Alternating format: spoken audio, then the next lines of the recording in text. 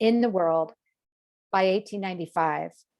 You can find out more about her home, Willard, and the WCTU on our website, franceswillardhouse.org.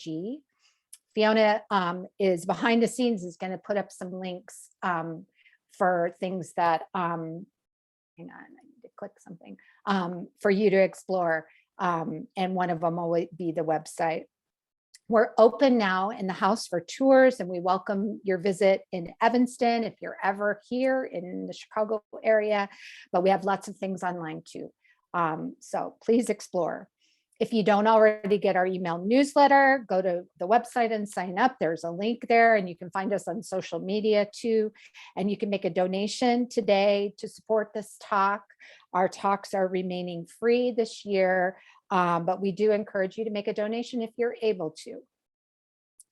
So in order for us to create a video of this event, which we will post later, we've muted everyone and turned off video feeds to make it a cleaner presentation. We'll have about 40 minutes of presentation and conversation between our speaker and myself, and then we'll have time for questions too at the end. And we ask that you use the chat, as I mentioned, for questions, and Fiona will be watching over the chat, and I'll try to watch too as we go along, and we'll make sure we capture those questions or repeat yourself if needed. And now, without much further ado, let me introduce our speaker today. So the 2020 anniversary of the 19th Amendment caused many to re-examine the history of the women's suffrage movement and voting rights in the United States. This led to more expansive and inclusive narratives for these histories, offering a lens into how fraught and fruitful this re-examination of history can be. My good friend, Paige Harrington's new book, The Legacy of Women's Suffrage at Museums and Historic Sites, Interpreting the Legacy of Women's Suffrage at Museums and Historic Sites, deals with this story directly. Paige is going to explain the process of re-examination for us, why it is important, where it can lead us in the history field and beyond. Our digital exhibit, Truth Telling, Frances Willard and Ida B is featured in the book, and we're going to talk a little bit about truth telling, but we're also going to talk about some of the other projects and things that Paige has covered in her book. Paige Harrington is a public historian specializing in 20th century women's history, and is the former executive director of the National Women's Party at the Belmont Paul Women's Equality National Monument. She speaks frequently about women's activism and the suffrage movement and voting rights, and holds 2 master's degrees from the University of San Diego, one in public history and historic preservation, and the second in nonprofit management and leadership. And it's really a pleasure to talk with you, Paige. Paige and I have had many conversations about these topics, and it's fun to be able to share something really important and near and dear to both of us, this story and the re-examination of suffrage in our country's history. So thanks so much for being here, Paige. And if you want to take it away with your screen, that would be great. Well, thank you very much, Lori. I am thrilled to be here today. Let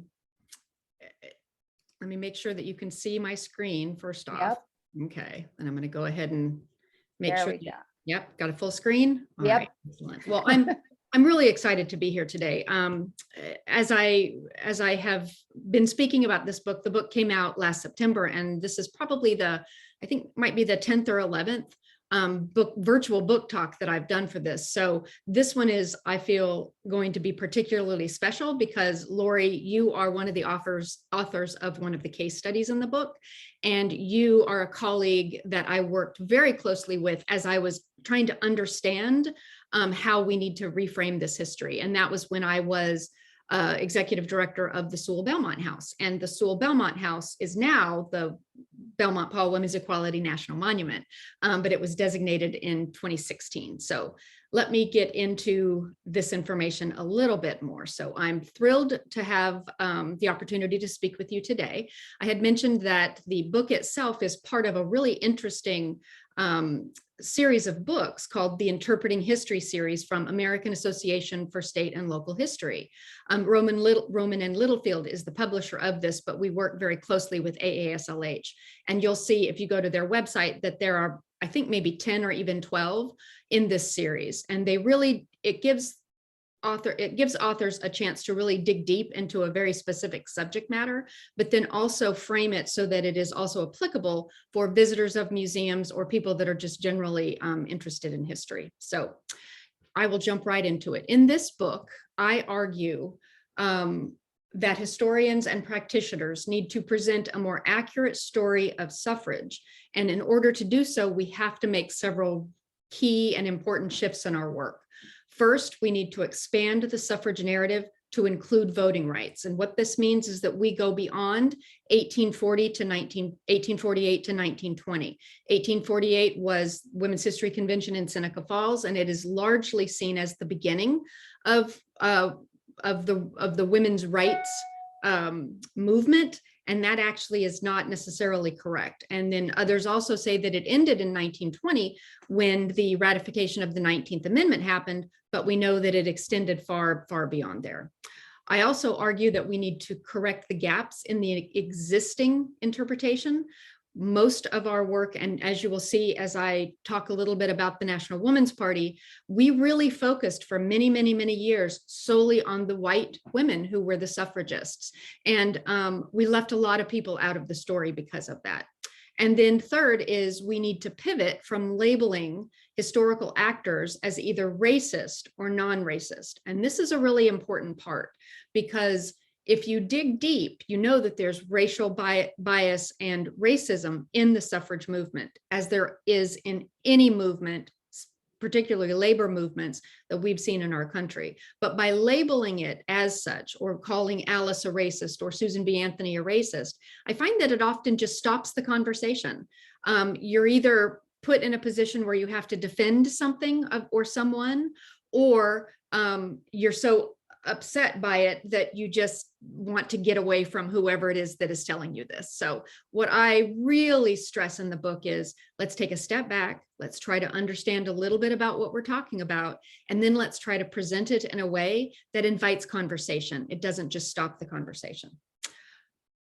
So I mentioned that the legacy of suffrage really came from my experience when I was the executive director of the Sewell Belmont House and Museum in Washington, D.C. This is a photograph of the house. It sits on the corner of Constitution Avenue and 2nd Avenue, which is right kitty corner from the Supreme Court in one direction, the United States Capitol in the other direction. And if you look right behind the eaves, the peak of the house, you can see the Hart Senate building. So it sits right next to the Hart Senate building.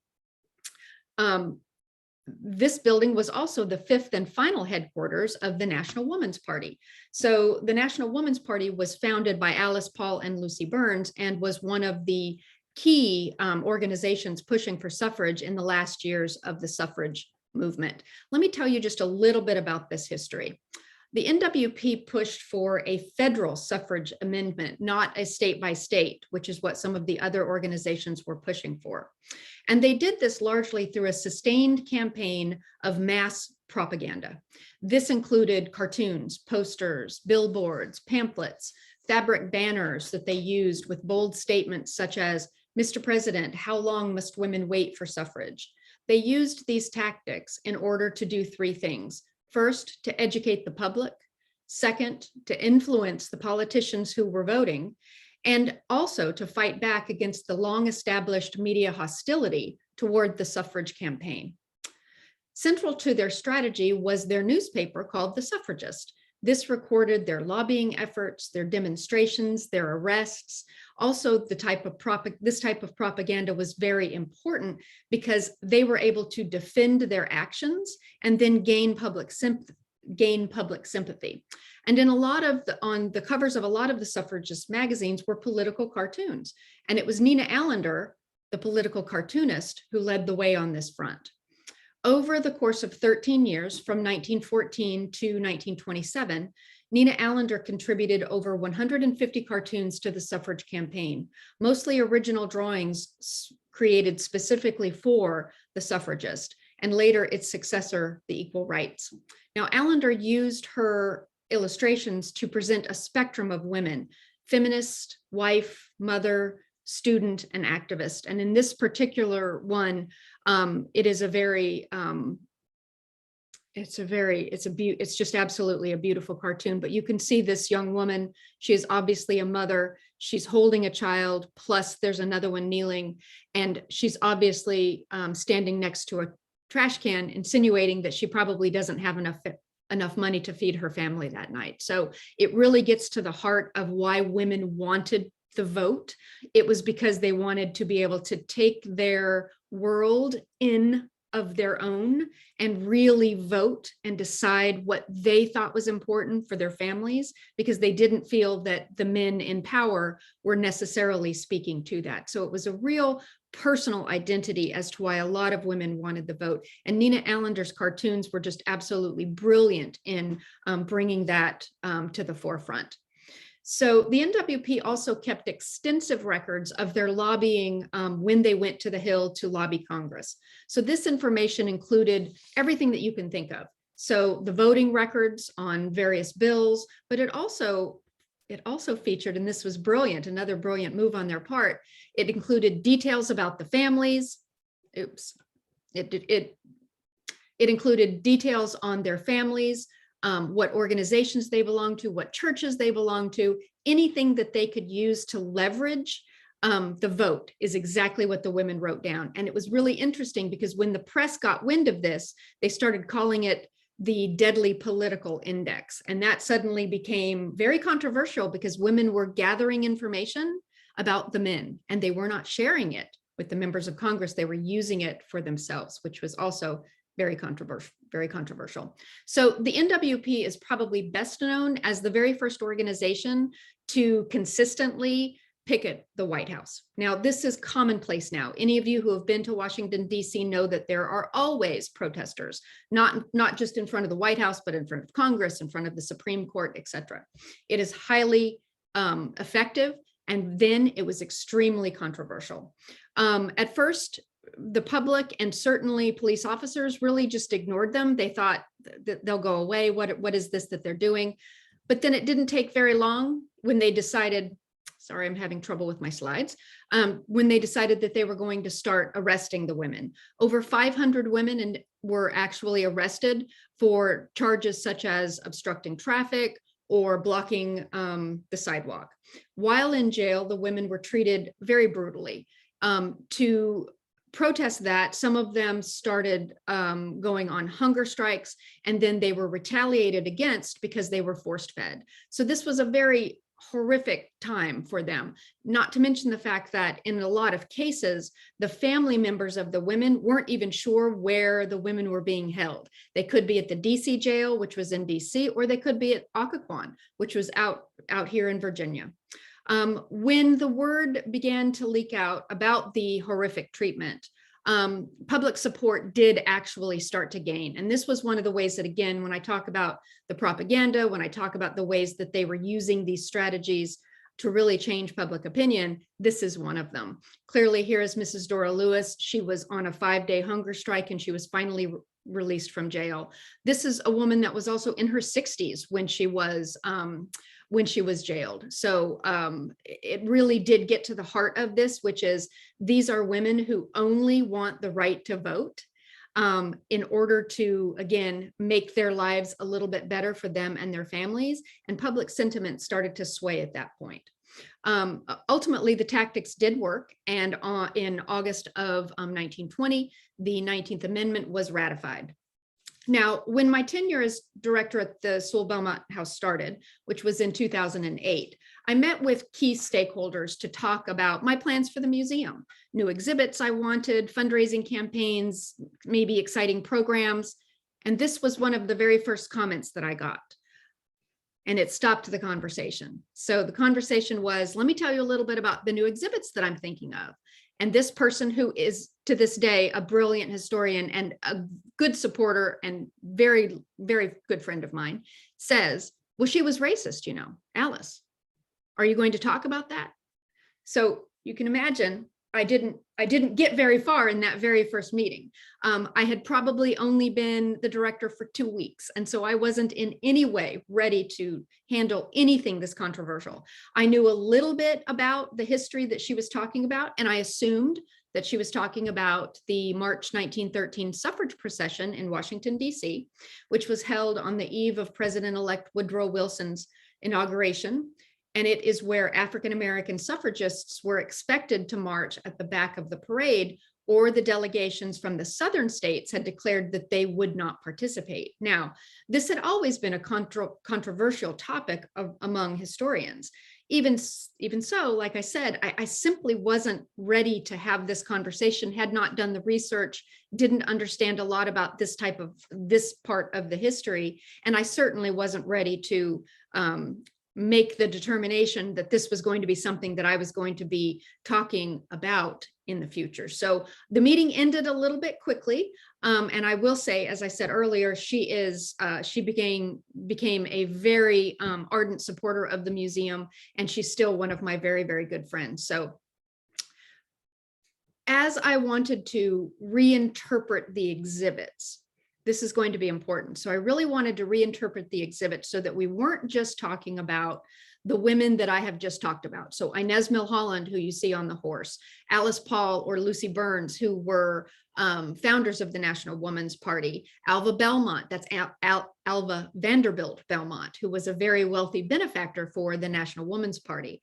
I really did want to dig into this and talk about it, but ultimately, even though I was there for 9 years, I really didn't make a lot of progress. And so today I want to tell you a little bit about why that was the case. So in having these conversations, and Lori was one of the very first people that I started to have these conversations with, I found that my experience was not unique. As I began to share my thoughts with others like Lori and colleagues in the women's history field, and we began to discuss the really complicated racial tensions that existed within not only suffrage, but United States women's history, we really needed to gather more information and think and be very thoughtful about the way in which we really started to talk about this topic. And I wanted to say, I think it's important that even today, I think it might be even more complicated to start and have some of these complicated conversations. Today, we talk about white privilege and allyship and intersectionality and critical race theory. There are things that go beyond our level of understanding of what we thought we were dealing with back in 2008, 2009, when Lori and I first started to have these conversations. So case in point, there's recent legislation, and I'm sure you all have heard of this, around critical race theory and how to refute that or to ensure that it is not being taught in K through 12 and even at the college level. I don't believe museums should avoid these difficult topics or the topic of racism. I mean, I'm certainly not saying that, but I really do think we need to be careful and reframe the way that we are having these conversations, because it shouldn't just be an accusation that is then either defended or not, and ultimately it just closes down the conversation. So let me bring back those topics that I had talked about at the beginning. How can we stop talking about racism and framing it in a way as in a way she was just part of her time? And what we need to do instead of that is to talk about bias and systemic racism and how that is still part of our conversation. Again, how we expand the suffrage narrative so that we can include voting rights, why this is still important today, and how practitioners can start to correct the gaps in these narratives that we put up on the walls in exhibits and that we host when we have public programs such as this one. I want to return to that conversation where I mentioned that this person very blatantly called Alice Paul a racist. What I would like to do is avoid binary language. So instead of saying she was a racist or she was not a racist, or she was good, or he was good, or not good, or they were bad actors.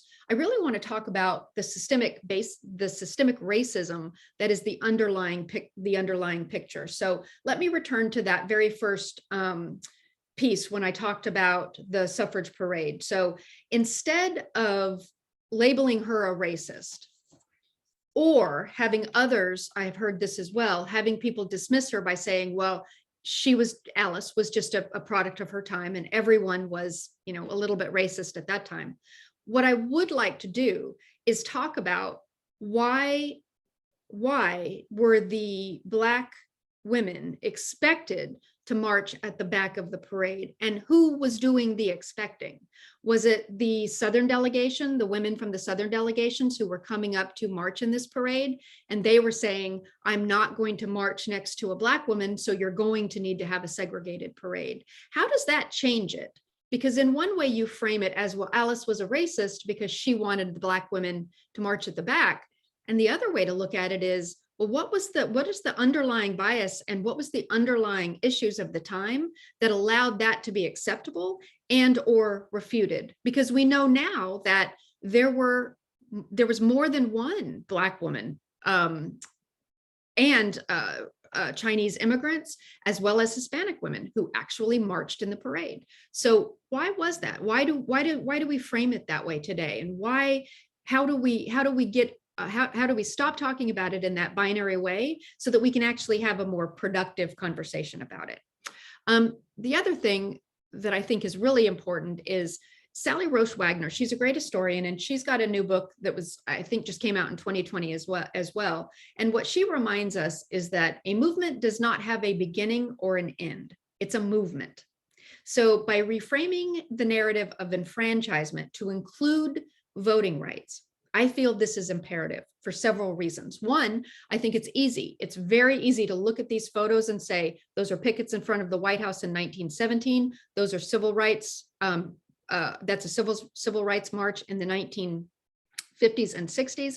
And then the one below it is the Combahee Women's Collective, who was marching in the 1970s, in the mid 1970s. So it is very easy to tie all of those through to the women's marches that happened in 2020 and 21 as well. So I think it's critical to talk about this. And the reason it's important for our exhibits to make sure that we are including this information in the exhibits is because when the 19th Amendment was ratified and signed into law, it did not automatically guarantee every woman that she would have the right to vote. All it did was remove the gender restriction. It said that gender will not be a factor in if you can vote. That's literally all it said. And we know that very quickly after that, Southern states, Northern states, states on the West Coast moved to enact what we now call Jim Crow laws that were limiting the rights, voting rights of African-American women and men. So when we really start to talk about this, then when we are able to start talking about voting rights and as it applies to suffrage, then we can really bring in new and contemporary issues such as citizenship. Who is a citizen and who is not a citizen? Who gets to write? Who gets to vote because of that right? Political participation of women is just, if not more important today than it was 100 years ago, than it was 150 years ago, than it was in 1787 when the Constitution was being written. So this is why I feel it is so important that we make this case, because exhibits that museums offer their visitors are meant to tell a historic story. They have to be accurate. They have to be well researched. But we often, sometimes as curators, we put barriers on ourselves that we shouldn't. So for example, nope, this is a suffrage museum, so we're only going to talk about suffrage. This is the National Woman's Party, so we're only going to talk about the National Woman's Party. Well, that leads to a very narrow view of the history. And in my opinion, it doesn't serve our visitors very well at all. I really believe that by expanding this, and again, going before 1848 and again after 1920, it gives us these opportunities to have these types of really constructive conversations. And it becomes just that, a conversation, not just a series of facts or dates that's put up on a wall in an exhibit. So one of the things that I think is possibly one of the best outcomes from 2020, which, as Lori stated, we recognized the centennial of the 19th ratification of the 19th Amendment, is that there's been an incredible amount of new material and scholarship that has come from all kinds of historians. So scholars including Martha Jones, Susan Ware, Marjorie Sproul, Allison Parker, Kathleen Cahill, they have all challenged our assumptions of who was part of the suffrage movement and who was not. Again, getting back to that very narrow focus that I exhibited at the Sewell Belmont House about the National Woman's Party, none of these women were included. But because of the work of the new work of these scholars, we now recognize Mary Church Terrell, Nina Artero Warren, Mabel Lee, Marie Bottineau, and of course, Ida B. Wells, alongside Susan B. Anthony, Carrie Chapman Catt, and of course, Alice Paul. There were 4 case studies that were written in the book, and I'm always grateful to the authors that did this. The first one, of course, that we will talk about shortly is Lori Osborne, and when she talks about the Frances Willard House. But we also had a wonderful practitioner, Alyssa Constead, talk about the General Federation of Women's Clubs. Jennifer Krafchick picks up the story of the National Woman's Party. But one that I want to mention, in addition to Lori, one that I want to mention today was written by Rebecca Price. And Rebecca Price, this was really interesting. She started doing some research and she wanted to look at African-American women's participation in suffrage and other political campaigns in the state of Tennessee. So this is where she is. She's in Nashville. When she started doing her archival research, all of her searches were coming up with nothing. Literally, she would type in the keywords and nothing would come up. And she thought, she was baffled, honestly. And she thought, am I searching wrong? Am I putting in the wrong keywords? What is the problem? And then she took a step back and she realized, as she questioned those findings, she realized the women did participate. The repository just doesn't have the records, or they have the records, but they've not been cataloged. So they're probably in a box somewhere in the back, which means they're not available to the public and or practitioners who want to do this research. That is a really important part that I hope everyone understands. I think non-historians think that when you go to do your research, you're going to put everything in the computer and it's just going to spit out all of this information about all these topics that you want to learn more about. And while that might be the case with something like military battles, presidents who are, of course, all male, the Civil War. These are things, President Abraham Lincoln, over 15,000 books have been written about Abraham Lincoln. Different books have been written about Abraham Lincoln. And not a lot has been written about women's history. And it is even more difficult in big repositories to find women's history. Now, I will say that it is getting easier. And for somebody like Lori, who is researching Frances Willard, she has the archives that are full of women's history. This is an exception. When I was researching and working for the National Woman's Party, my work was women's history 24/7, 365 days a year. I never had to I never had to search hard to find information about women. But here's the interesting part. What it didn't include, and what my repository didn't include, and what Rebecca found in her research, is that it didn't include the women of color. So Rebecca did a really interesting thing. Instead of continuing to work on her research project, she put that on hold. And instead, she started working on what she called protecting the legacy, which is documenting African-American women's political history. She formed a small committee. She went to 4 different cities in the state of Tennessee, working with her committee, and went into African-American communities and asked if they would be interested in having her digitize the materials. Now, again, if the materials are not digitized, they're largely not going to be in the repositories. But here's how she did something that was really interesting. Instead of saying that she wanted them to donate their objects or their items, their photographs and such to a repository where they would lose all control over it. She said, let me just digitize it. And that way we can share it, but you can keep the originals. Because again, remember, we know this, Lori knows this, when you do your research, so much of it is in a box and it has never been cataloged.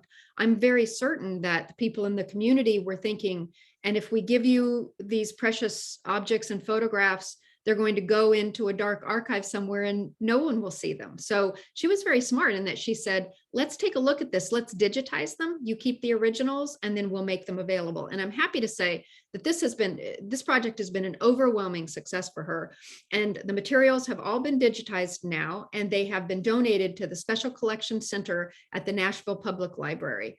And are available to all researchers. So this was a small project. She did this on a shoestring budget, and it was herself as the only kind of primary person that worked on it. Everybody else was a volunteer. So this is something, I show this as an example because this is something that I think all communities can do, and any repository can certainly do, because it's easy. And as I said, it doesn't cost a lot of money. It still takes a lot of time, but it is incredibly important because, again, now these stories and these records are in repositories where they're actually going to be used. So I will take this opportunity to say a little bit about the case study that Lori wrote for the book. This is on the truth-telling project about Frances Willard and Ida B. Wells. I'm really excited to dig into this and talk, Lori, with you a little bit more about it.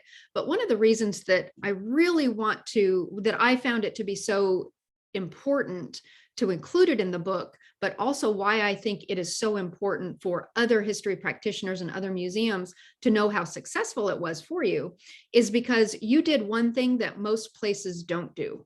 You were able to look at this project and say, this is a difficult history and we need to address it.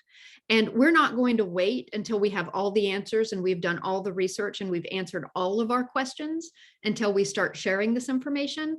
We're actually going to make it a community conversation. And because of that, they were able to really put something forward that I think is almost revolutionary in how it should change the work that we as practitioners and historians do at our history sites. Because again, we were looking at this through the perspective of, we're going to wait and see what happens. We're going to let it unfold. We're going to invite people to be part of this conversation, and we're not going to know what they ask or what they want to question, or if they are unhappy with something that we are presenting. We are simply going to let it unfold. And that is something that I think more organizations, and certainly history organizations, should do. Because it's when we decide, a small group of people, when that small group of people gets to decide solely what those exhibits look like or what your programs look like, that you really wind up leaving out a good part of the people that should be in your stories. And you know why? Because you thought that you could do it all yourself. So I really think that this is an outstanding project, and I'm excited, Lori, to dig into it and talk a little bit more with you about it. So why don't I stop there and invite you, please, Lori, to come back. I'll stop sharing my screen, and then we can start this conversation and we can learn a little bit more about your project. Yeah, thank you, Paige. And one of the things I think that's really quite remarkable about the book and all of these stories, and I agree with you, Rebecca's project, the more I think back on that time, because Rebecca was part of some of the early conversations that we were having. And I remember her talking about that and thinking, sometimes you have to create a repository. Sometimes you have to create or find the resources. You cannot start. We at the Willard House, we knew we had the resources and we knew something about the story, but we didn't know what we kept thinking we needed to have it sort of all figured out before we would start talking about it. And we backed up from that and we decided, no, you know, this is a complicated history. We are not going to have it all figured out, but that should not prevent us from talking about it. And because we had scrapbooks, newspaper articles, we knew the story was in our collection. We knew parts of the story were in our collection solely, and no one had seen them because they were not digitized or shared anywhere. And we knew also that the story was dispersed. Some of it was over here, some of it was over here. That we decided, you know what, maybe what we should do is just start with getting the story into a collection. So it's a little bit like Rebecca's project. In some ways, it's about, like, if you don't have the resources, the sources for the history in one place, in a place where you can use them, you need to start with get them all together, get it all together. What we decided is, once we had them all together and we knew what we wanted, we knew what we wanted to use to create the exhibit, we decided to hold off on interpreting them for people, that we would provide context and information and help illuminate them, but people would be welcome and encouraged to interpret them for themselves. And that took a little bit of a leap of faith and some, sort of, okay, and we have discovered since then that actually putting the resources in front of people and letting people make up their own minds and see what story, how the story unfolds for them, is very empowering, both for people and for us, because we have other stories to tell. And we're going to continue doing truth telling, even if it's not about Willard, even herself. It might be about there are other illuminating stories, and we'll be gathering those resources, putting them in front of people. And so it's interesting now reflecting back on Rebecca's, it's really a similar kind of thing. So why don't you talk a little about when you were first looking at this, or the challenges of looking at this at a historic site, running everything day to day, like you and I both encountered some of the issues of doing some complicated history on a shoestring with no time, and needing to make sure the lights are on and the doors are open. And, that was a big part of it for us. So talk a little, and also maybe a little bit too about, for me, encountering Willard in a different way was really hard. It's really hard to look at this. And, I have admired Willard. I have been intrigued by her, fascinated by her, watching her, but to encounter her in a crisis, and also in an issue where she does not come out looking like the leader she should have looked like, that took a little learning on my part to, my comfort level was disturbed, let's say. And I think that was a very good thing for me personally, and also for us at the Willard House. But maybe talk about that from your point of view, with Alice and with the day-to-day life at Sewell Belmont. So you're right. It is. It's very complicated, and I think our nature is that we want to get all of the questions answered, and we want to know everything that we could possibly know, because after all, we're historians, and so we research, and we want to have all of the information in front of us before we decide what we're going to do and move on. But as you said, Lori, when you're part of a very small staff at Sewell Belmont, when I started, which was in 2008, we had a staff of 3 full-time people, and I was one of them. So now this is, you saw the house, it's 3 levels, galleries, a shop, a visitor center, etc. And it was also a house that was almost 200 years old. And so just as in any other house, something is always breaking. Right. Yep. So that's the first thing you do as a director when you go in. You just hope the lights turn on. When you switch on the light, you hope that there's nothing leaking. You hope that there's nothing broken. You hope that really you can just get on about your day and you don't have to go down to the basement and gather up your tools to come back in and fix something before you can actually start your day, which Yep. happens more than you would think, actually. But one of the things that my early reticence in wanting to tackle this subject was I didn't want to get it wrong. That's the other piece of this, is you certainly don't want to say something incorrect or insensitive or have the information factually be incorrect, certainly. But in order to ensure all of those things, you have to have an inordinate amount of time that you can do the research and then pull everything together and be able to craft that story into an exhibit or a program or some other type of narrative that you're going to share with the public. And so when you have a staff of just 3 people, everybody is wearing multiple hats. And frankly, you just don't have the ability to spend a day, certainly not even a day, but not a week or even 2 weeks in your archive doing the deep dive into the history that you would like to do. So it's something that you really do 10 minutes at a time or 20 minutes at a time. And coupled with the fact that it was a small organization on a shoestring budget, there was always something else for me to do. There was always something else that was critical. There was a board meeting coming up. There was a budget report that needed to be written. I needed to fundraise because we had a program coming up.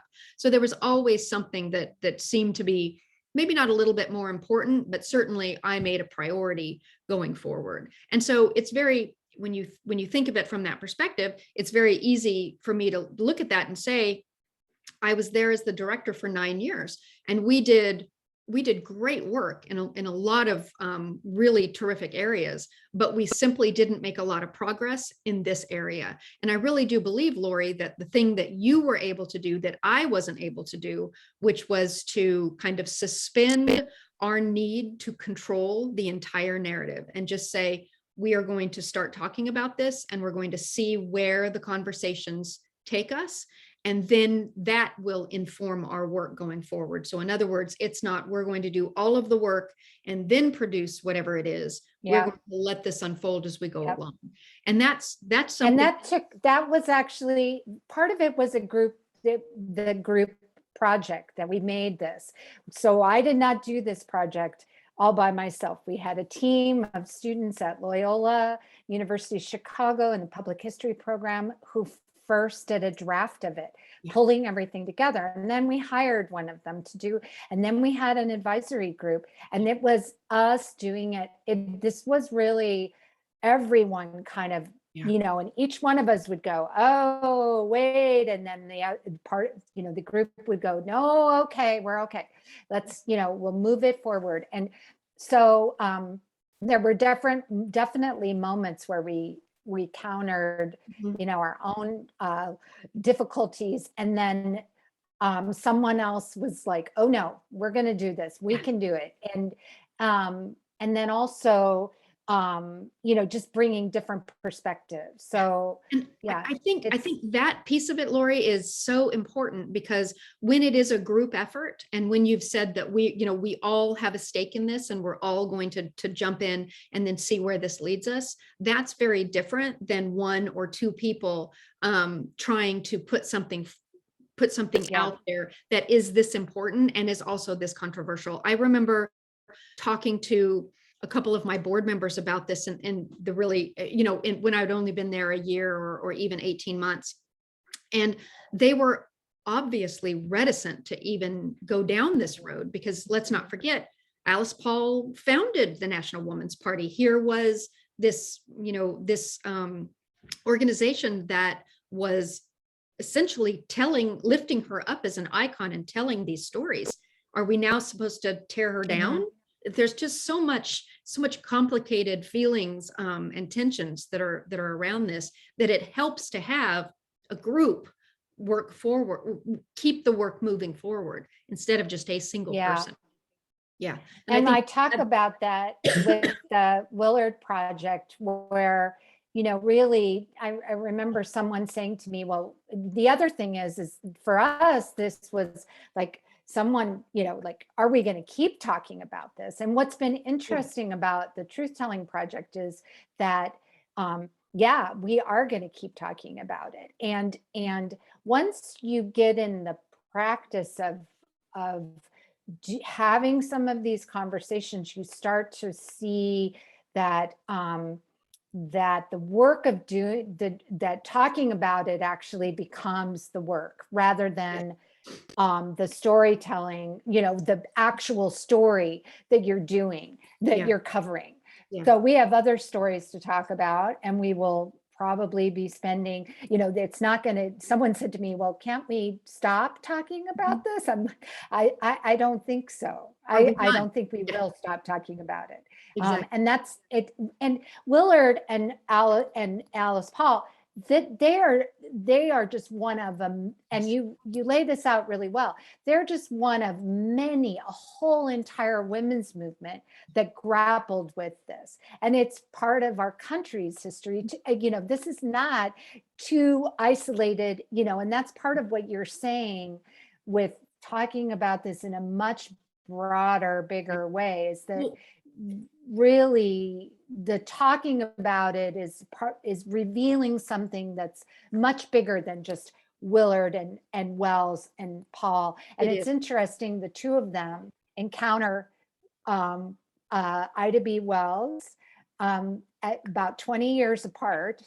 And it's Wells who is saying to both of them, you cannot remain, for Willard especially, you cannot remain in this position of great moral, lofty, admiration by the world and the country and not come out more strongly on an issue of such great importance. She's not going to take no. And it's 20 years later that she does the very same thing with Alice Paul. At a very different time and very different situation. Very much. And it is so interesting because that with Alice Paul, she was of a singular mindset, right? So Alice Paul worked for suffrage. This is what she did. She wanted enfranchisement. After 1920, she did not take time off. She did not, she didn't do anything. She just went right back to work. It was one day, and the next day she was working on the Equal Rights Amendment. The original Equal Rights Amendment was introduced into Congress in 1923. Here, she died in 1977, and it is still not part of our, then nor now is it still part of our Constitution. So the interesting thing is, Lori, that, that house, that prominent house, and you've been there on Constitution and Second Avenue, you walk up those, and I encourage everyone to go see it if you're in DC. Yeah, and they will reopen in 2024. So now that it's a national monument, that's right. That's right. Runs it, and they're undergoing very much needed renovation. So that's very exciting. But I used to have women come in, and they would say, in 1976 and 1975, I was a 19-year-old co-ed, and I was from, and I'm just giving you an example. I was from Iowa, and I came to school in DC, and I was learning about the feminist movement, and I walked up those stairs and rang the bell, and Alice answered.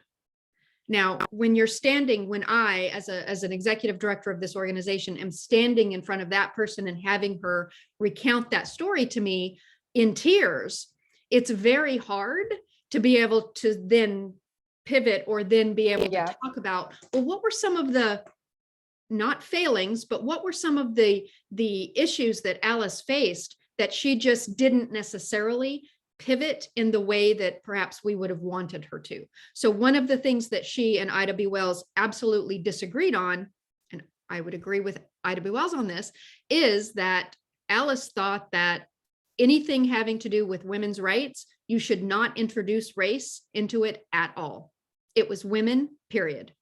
Race didn't matter. And of course, we know now that that is a completely singular way and erroneous way to look at anything. And that is what I think propelled her toward only working toward the Equal Rights Amendment and keeping it as finite as she possibly could. I think, honestly, I think as I start to learn more, as I research more, as I learn a little bit more about Alice and the National Woman's Party, I've often wondered, I wonder if Alice would have reset at some point, right? And said, well, maybe race is a factor. Maybe we need to figure out how we can bring different groups in so that we can actually start talking about feminism in this broader category. And would that then have changed the trajectory of the Equal Rights Amendment, or would it have changed the trajectory of women's rights in general? I mean, those are questions we're never going to get answers to, but these are the types of conversations that I've sort of had with myself as I've learned a little bit more about Alice, and I've moved from just being enamored with her, not, and I want to clarify that, without deep thought. Right. So just thinking of all that she did, and I'm not dismissing anything that she did because she was an incredibly important historical figure. And I get to vote today because she was one of the women that pushed that through for us. But there are certain nuances, I think, that we are thinking about today that she was not thinking about. And there were other women that were. So it wasn't just that there were that Alice was single-minded and all of the rest of the suffragists thought the same way that she did. That's also not the case. Even in Alice's time, there were plenty of people that disagreed with her. So again, these are complicated conversations, and they have to unfold over time. And as we are able to learn more and we have more resources at our fingertips, then we as public historians and practitioners, we can start delving into this and hopefully having some more of these conversations and then seeing where that takes us, because hopefully it will, as you have seen in your wonderful example, that it takes us to a better place. We understand more about the history. It's a more inclusive history, and we're able to showcase that history for a wide group of people, not just a very narrow faction that is interested in that very small piece of history. Yeah, and it's building some muscles that we didn't have, especially I think for the Willard House. We just, for us, it's like, okay, this is how this goes, and this is why we do it. We encourage you, anyone who would like to put a question in chat, please do so. I'm looking at the time and realize Paige and I have been chatting. I knew that would happen, actually. But we welcome your questions and would love to hear from you if you have any.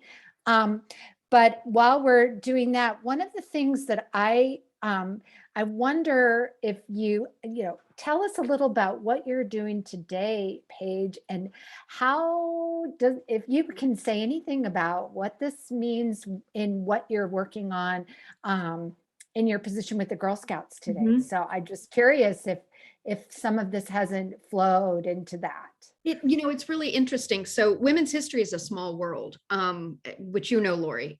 We all sort of know each other, or we're just one or two friends away from knowing somebody else, because women's history is a very small world. But one of the things, so my day job right now is I'm the vice president for cultural assets at Girl Scouts of the USA. And so Girl Scouts of the USA is the national corporate entity. There are 111 councils that come under the national corporation. And we provide information for those councils so that they can move forward with their programs and with the work that they do for the girls and all of that. So I maintain the historic collection of the National Girl Scouts. And we have probably, I'll just give you a snippet, we have 15,000 publications, we have 60,000 photographs, we have fine art, we have 4,000 uniforms, we have badges and patches and sashes and all of the things that you would think that we have. And one of the interesting things that I did when I first got there was author a suffrage toolkit. And a toolkit is the way that we share program out. So we send it to the councils, and then they send it to the girls. And it was really interesting when I was having those conversations. when we were getting ready to launch that and move that product out there, people within my organization and councils and friends and colleagues had other questions about suffrage as well. And I was really excited that I was able to include some of the new, what I would consider to be newer scholarship from Kathleen Hill, from Martha Jones, et cetera, and highlight some of those women, because I now had access to that information, right? These scholars had done the research and they had brought that on. And so it really made that toolkit a really great, well-rounded product that was able to get out there. And I think I want to say somewhere between 60 and 70,000 girls have now used the toolkit, which is amazing. That we wanted to share this that broadly. But the conversations that you had with your organization, that I had when I was at Sewell Belmont, that I have today with colleagues or others, they're the same types of conversations. It's do we know all that we can know? What are the questions? What will the pushback be? What if this happens? What if somebody says this, et cetera, et cetera? And again, that key piece, Lori, that you were able to do, that so many others are not, is to take that leap of faith and say, you know what, we are going to share this information. We are going to say it is what we know right now. We know we will discover new information, but right now we say that this is the information that we have, and this is how we're going to share it. And then if it changes in 6 months, in a year, we're going to address it again, and we're going to correct it, and we're going to move forward. But that piece requires an awful lot of support from all levels of your organization. So I think that's critical. Yeah. I'm looking at the question. So maybe you could say a little bit more about the ERA and what you know, if you know anything about its current status. I know we've been working on it. I know Illinois has finally ratified it, where Illinois was a critical state in ratifying the 19th Amendment and never ratified the ERA. So I know Illinois has ratified, but I'm not sure if I know the current status of the ERA. And then we have another question about Alice Paul. Maybe you can see in the chat. If not, I'll read it to you. So I can go ahead if you know about the ERA. I can share just a little bit about, and I'm not a scholar about the ERA, and I know just a little bit about it, but I will find it, and I will say it is interesting because we would talk about the Equal Rights Amendment in the Sewell Belmont House, in our exhibits, in our programs, and so many people would come through. I mean, it was the norm, I would say. Even people would come through and they would say, wait a minute, you mean it's not part of the Constitution? Yeah. I thought it was done. I thought we were done with this. No, actually it wasn't. Again, it was passed, but it was never ratified. It fell 3 states short. And it is also one amendment that when it was put forward, it had a time limit on it. So it was, if you cannot get 38 states to ratify within 10 years, it becomes null and void and you have to start over. And so I think that's the argument, the legal argument that they're hashing out right now, because if I'm correct, there have been 38 states that have now ratified it. Unfortunately, I think you're right. There were several states who tried to rescind their vote. Yeah. So there were several other states that tried to rescind, but now there's the conversation is, well, 38 states ratified it. Therefore, the Archivist of the United States should just be able to say that it is part of the Constitution, but that is for legal scholars. And so I know there's still an awful lot of people talking and arguing about that. And really, at the end of the day, it is still not part of our Constitution. So that's how much I can share about that. So maybe quickly you can wrap up with what you know about Alice Paul, and this is true, that the question of whether or not she was racist and whether or not she was just being pragmatic and strategic. Yeah, this is true of Willard too.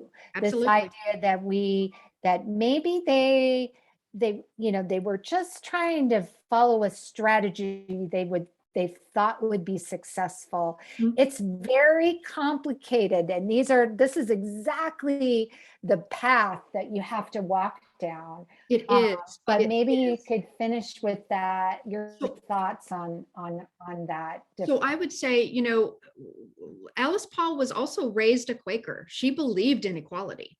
So taking that at face value, it's hard to comprehend that Alice could be, a racist as we would apply that label. That said, it's different people apply that label differently. So Rosalind Terborg Penn, Dr. Rosalind Terborg Penn, before she passed away, she was a brilliant scholar, and I had the opportunity to have her on several programs, and we talked at length about it. And she said, without a doubt, yes, she would consider Alice Paul to be a racist. And the reason why is because in Rosalind Terborg Penn's understanding of this, if you were not an anti-racist, then you were somewhat racist. And by anti-racist, she meant if you were not using your personal privilege every day to work for people of color who were not as privileged as you, then you were a racist. So see, that is a very definition than what others consider a definition of racist to be, especially when we think of civil rights, hoses being turned on protesters, law enforcement that use dogs, right, to keep civil rights protesters out trying to get rid of the protesters. In other words, those are the things we think of when we think racist. And so when you look at Alice Paul in that same light, it doesn't fit. It doesn't, especially when you know that she's a Quaker. That said, there are conversations that we need to have about this, and being able to say, yes, she was, or no, she wasn't, I don't think is what we should be trying to figure out. I think we should be trying to figure out, well, now, when Alice was confronted with some of the, the women of color, these other groups who came to her and said, we would really like it if you would please introduce race, if we were able to talk about this going forward. Well, what caused Alice to say no? She said no, it was gender only. And that was very different than what others believed. So is that racism? In my eye, that is systemic racism. What allowed the National Woman's Party to continue to operate that way, right? Whether it was good politics or whether it was just being strident and wanting to push something forward, not wanting to get off task, that's a strategy, that's a tactic. But should we look at it and say, well, you know what? Now we're getting into systemic racism. And I can tell you that certainly there were some absolute cut and dried issues of that my research has discovered and other people's research has discovered. But again, I think taking it apart at the organizational level is the better place to have a conversation than about Alice. After all, she died in 1977. We can't go back and ask her what she thought. We can't ask her the pointed questions, and we really don't have any writings that suggest anything. So interesting, and such a and we're not, it's not just Alice and Frances, it's like, the entire women's movement at this time too. So, well, Paige, I'm looking at the time. We need to wrap up, but thank you so much. This has been such an enjoyable conversation. And we will be covering a little bit more about this on Tuesday night at the Oberlin Heritage Center. We're going to get into a little more detail about what happened between Willard and Wells, and we've done other programs too. So please stay connected to us. Get Paige's book. You will find it fascinating exploration. There's a wonderful timeline of all those voting rights dates and span that timeline to, it's really wonderful resource. I use actually myself all the time. And then we will have in April the final series in our Views programs, and we're looking forward to wrapping up our year in April. So anyway, please join us then if you can, and you can find more information on our website, et cetera, et cetera. So thanks again, Paige. It's been a great conversation. I really appreciate it. I have appreciated it and enjoyed it. Absolutely. Thank you. Let's hope it warms up where we both are and where everyone else is too. So thanks. Thanks, everybody.